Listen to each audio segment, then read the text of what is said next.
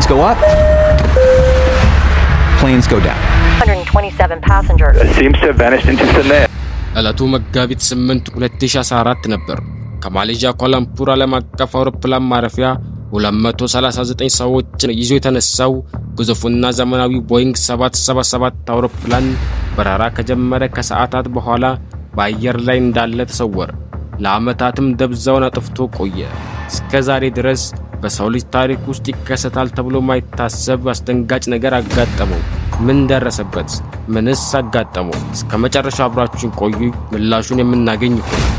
ዘመናዊው የበረራ ቁጥር MH370 የተሰኘው ቦይንግ 777 አውሮፕላን 239 ሰዎችን አሳፍሮ ከማሌዥያ ኳላላምፑር አየር ማረፊያ ከሌሊቱ 6:40 ላይ ወደ ቻይና ጉዞን ለማድረግ በረራውን ጀመረ። በረራውም ሰላማዊ በሆነ ሁኔታ ውስጥ እየተጓዘ ነበር። ነገር ግን ይህ የቆየው ለተወሰኑ ደቂቃዎች ነበር። ከሌሊቱ 7:10 ላይ አውሮፕላኑ የማሌዥያን አየር ክልል ለቆ ወደ ቪየትናም አየር ክልል ሊገባ ጥቂት ሰከንዶች ቀሩት። በዚህም ሰዓት ዋናው አብራሪ ለማሌዥያ ቁጥጥር ማዕከሉ ሁሉም ነገር ሰላም መሆኑን ገለጸ። ይህም ከአብራሩ የተሰማ የመጨረሻው ድምጽ ሆነ። ከዚያም ከ2 ደቂቃዎች በኋላ አውሮፕላኑ ላይ ያለው ትራንስፖንደር ሙሉ ለሙሉ ጠፋ። ይህም ትራንስፖንደር የአውሮፕላኑን ሙሉ መረጃ ወደ ቁጥጥር ክፍሉ የሚልክ መሳሪያ ነበር። በዚህም ጊዜ አውሮፕላኑ ሙሉ ለሙሉ ከሲቪል አየር ቁጥጥር ራዳር ላይ ጠፋ። በዚህም ጊዜ የቪየትናም አየር ተቆጣጣሪዎች ሙሉ በሙሉ ጭንቀት ውስጥ ገቡ። ከዚያም እንደ መፍትሄ የወሰዱት ከማሌዥያ የጦር ሰራዊት ድጋፍ መጠየቅን ነበር። የማሌዥያ የጦር ሰራዊት የራሱ የሚጠቀምበት ወታደራዊ ራዳር ነበረው። ይህም ራዳር የትራንስፖንደር ሲግናል ባይኖርም እንኳን በሰማይ ላይ ያለን ማንኛውም የብረት አካል መመዝገብና መከታተል ይችላል። ወታደራዊ ራዳሩ የመዘገበው ነገር ሲታይም መርማሪዎችን ያስደነገጠ ሆነ። አውሮፕላኑ ትራንስፖንደሩ ከጠፋ በኋላ ወደ ቤጂንግ መጓዙን ትቶ በድንገት ወደ ኋላ 90 ዲግሪ ታጥፏል። ከዚያም በማሌዥያ ባህረ ገብ መሬት ላይ ወደ ምዕራብ አቅጣጫ መብረር ጀመረ።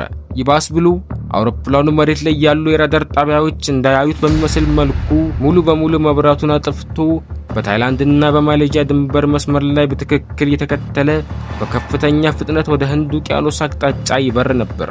ይህም ደግሞ በአጋጣሚ የተፈጠረ አደጋ ሊሆን እንደማይችል መርማሪዎች ተገነዘቡ። ምክንያቱም እንዲህ አይነት ነገር ለማድረግ አውሮፕላኑን አውቶፓይለት ላይ በማድረግ አይቻልም። እንዲህ አይነቱን ነገር ማድረግ የሚችለው የብዙ ዓመት ልምድ ያለው አብራሪ ብቻ ነው። በነገራችን ላይ አውሮፕላኑን በማብረር ላይ ያሉትን ፓይለቶች ብንመለከት ዋናው አብራሪ የ53 ዓመቱ ካፒቴን ዛሃሪ አህመድ ሻህ ሲሆን በማሌዥያ አየር መንገድ ውስጥ ከ18000 ሰዓታት በላይ ልምድ አለው። ረዳት ፓይለቱ ደግሞ የመጨረሻ የቦይንግ በረራ ስልጠናው ላይ ነበር። ታዲያ ይህን ማን አደረገው? አብራሪው ዛሃሪ ወይስ አሸባሪዎች? በጣም የሚገርመው ነገር አውሮፕላኑ ሙሉ ለሙሉ ከራዳር ከጠፋ በኋላም እንኳን ኢንማርሳት ከተባለ ከብሪታንያ ሳተላይት ጋር አውቶማቲክ የኤሌክትሮኒክ ሰላምታን ይለዋወጥ ነበር። በእነዚህ የሳተላይት መረጃዎች መሰረት የበረራ ቁጥር MH370 ከራዳር ከጠፋ በኋላ ለተከታታይ 7 ሰዓታት በደቡባዊ ህንድ ውቅያኖስ ላይ ብቻውን በጨለማ ሲበር እንደነበር ተረጋግጧል። በመጨረሻም ሌሊቱ ነቅቶ ጠዋቱ 2:19 ላይ የሳተላይቱ ግንኙነት ሙሉ በሙሉ ተቋረጠ። አውሮፕላኑ ነዳጅ ጨርሶ አስፈሪውና ጥልቁ የህንድ ውቅያኖስ ውስጥ ተምዘግዝጎ እንደወረደ ይታመናል።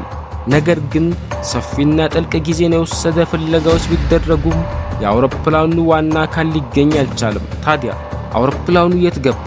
ምንስ ተፈጠረ? መርማሪዎች 3 የተለያዩ መላምቶችን አስቀምጠዋል። አንደኛው አብራሪው ራሱ አውሮፕላኑን በህንድ ውቅያኖስ ውስጥ አስምጦት ይሆን ብለው ጠርጥረዋል። ይህንንም ያሉበት ምክንያት ካፒቴን ዛሃሪ በቤቱ ውስጥ ከማሌዥያ የበረራ ማሰልጠኛ ኮምፒውተር ጋር የሚመሳሰል ማሰልጠኛ ሲሙሌተር በመገኘቱ ነው። ዛሃሪ በቤቱ በሚገኘው ማሰልጠኛ ሲሙሌተር ላይ አውሮፕላኑ ከመጥፋቱ ጥቂት ሳምንታት በፊት ልክ እንደ MH370 ማሌዥያ አውሮፕላን ወደ ደቡባዊ ህንድ ውቅያኖስ የሚወስደውን ያልተለመደ እንቅስቃሴ መለማመዱ ተገኝቷል። መርማሪዎቹም እንዲህ ሲሉ መላምታቸውን ያስቀምጣሉ። ዋናው አብራሪ ረዳት አብራሪውን ምክንያት ሰጥቶ ከበረራ ክፍል ካስወጣው በኋላ ክፍሉን ቆልፎ የአውሮፕላኑን ኦክሲጅን በመቀነስ አውሮፕላኑ ውስጥ ያሉ ተሳፋሪዎች ራሳቸውን እንዲስቱ በማድረግ አውሮፕላኑን ማንም ወደማያገኝበት ጥልቅ ውቅያኖስ ማስመጡን ይጠረጥራሉ። ሁለተኛው ግምታቸው የቴክኒክ አደጋ አጋጥሞ ይሆን ብለው ይጠረጥራሉ። በአውሮፕላኑ ላይ የሚገኘው አንደኛው የሞተር ክፍል የቴክኒክ ችግር በመድረሱ ምክንያት አብራሪው አውሮፕላኑን በቅርብ ወደሚገኝ አውሮፕላን ማረፊያ ለማሳረፍ ሲል ወደ ኋላ ዞሮ ሊሆን ይችላል። ነገር ግን በአውሮፕላን ውስጥ በተፈጠረ የኦክሲጅን መታፈን ምክንያት አብራሪውና ተሳፋሪዎቹ ራሳቸውን ስተው አውሮፕላኑም አውቶፓይለት ላይ ሆኖ ሲበር ቆይቶ ነዳጅ ጨርሶ ወደ ባህሩ መስመጡን ይጠረጥራሉ። ሶስተኛው መላምታቸው ጠለፋ ሊሆን ይችላል የሚል ነበር። አንዳንድ የቴክኖሎጂና የበረራ ዕውቀት ያላቸው ጠላፊዎች አውሮፕላኑን ተቆጣጥረው መረጃዎችን ሙሉ በሙሉ አጥፍተው ወደ ሌላ ምስጢራዊ ቦታ ወስደውታል ብለው ያስባሉ። ነገር ግን ለእነዚህ ሶስት የተለያዩ መላምቶች ምንም አይነት ማስረጃ ሊገኝ አልቻለም። እስካሁን ድረስ የአውሮፕላኑ ትንንሽ አካላት ብቻ ናቸው የተገኙት። እስካሁን ያ ዘመናዊውና ግዙፉ የማሌዥያ አውሮፕላን ከነ 239 ሰዎች የት እንደገባ ምስጢር ሆኖ ቀርቷል። ለመሆኑ በእናንተ አስተያየት በዚያ ምሽት ምን ተከስቶ ይሆን? አብራሪ ሆን ብሎ ያደረገው ወይስ አሳዛኝ አደጋ? አስተያየታችሁን ኮሜንት ላይ ሳውቁኝ። ቪዲዮውን ላይክ ቻናሉንም ሰብስክራይብ በማድረግ ለብዙዎች አድርሱልኝ እያልኩኝ በቀጣይ በሌላ አሪፍ ቪዲዮ እስክመጣ መልካም ጊዜ ይሁንላችሁ። 911, what's your emergency?